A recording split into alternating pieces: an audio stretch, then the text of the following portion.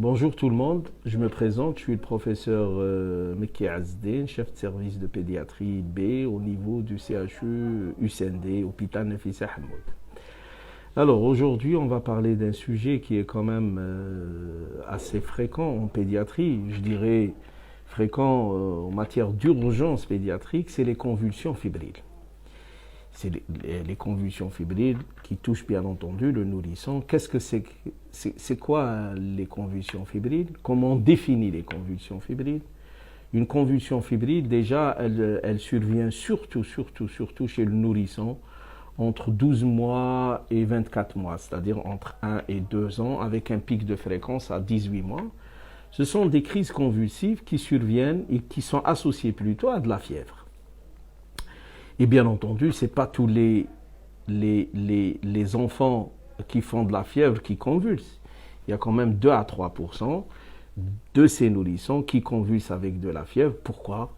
Parce qu'il y a probablement un soubassement génétique, c'est-à-dire une origine génétique. Et si on commence à interroger les parents, on retrouve le plus souvent la notion de convulsion avec de la fièvre chez les parents, la fratrie, les cousins germains, etc., etc.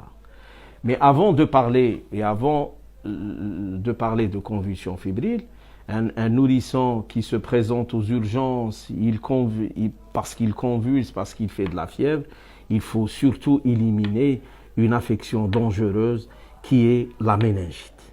Et pour cela, la ponction lombaire peut se faire chez le très jeune nourrisson. Par contre, chez le nourrisson plus âgé, il faut se contenter d'un examen clinique. Si l'examen clinique est normal, après la crise bien entendu, ce n'est pas la peine de faire la ponction lombaire.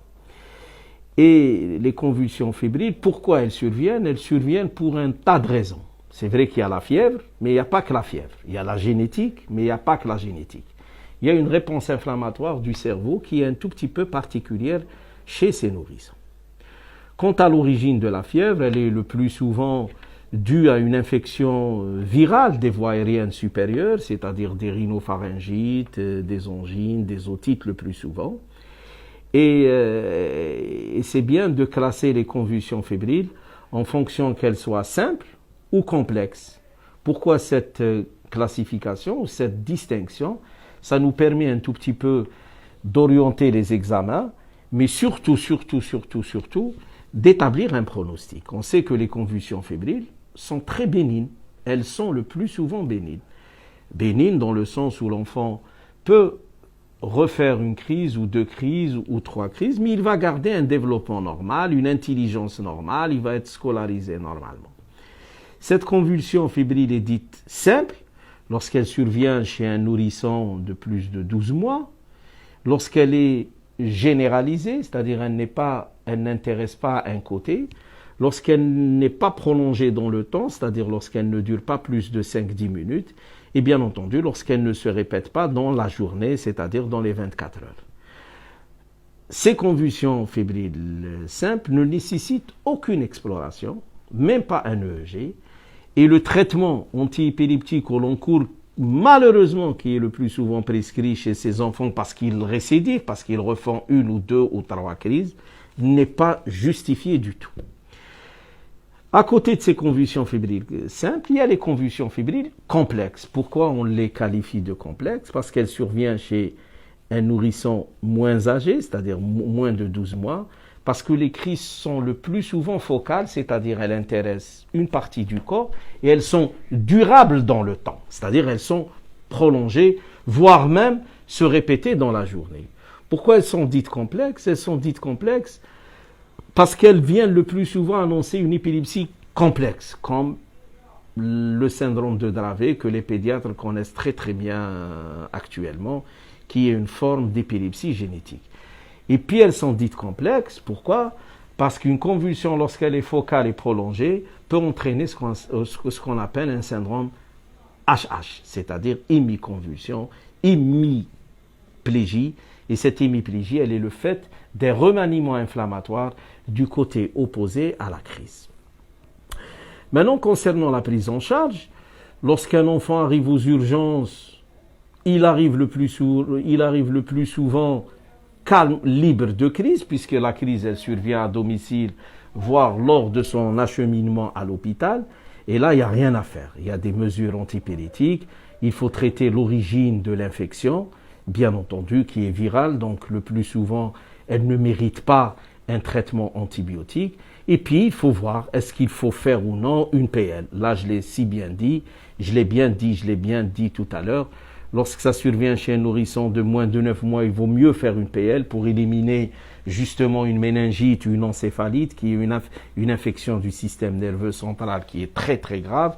Elle peut laisser des séquelles responsables de gros handicaps.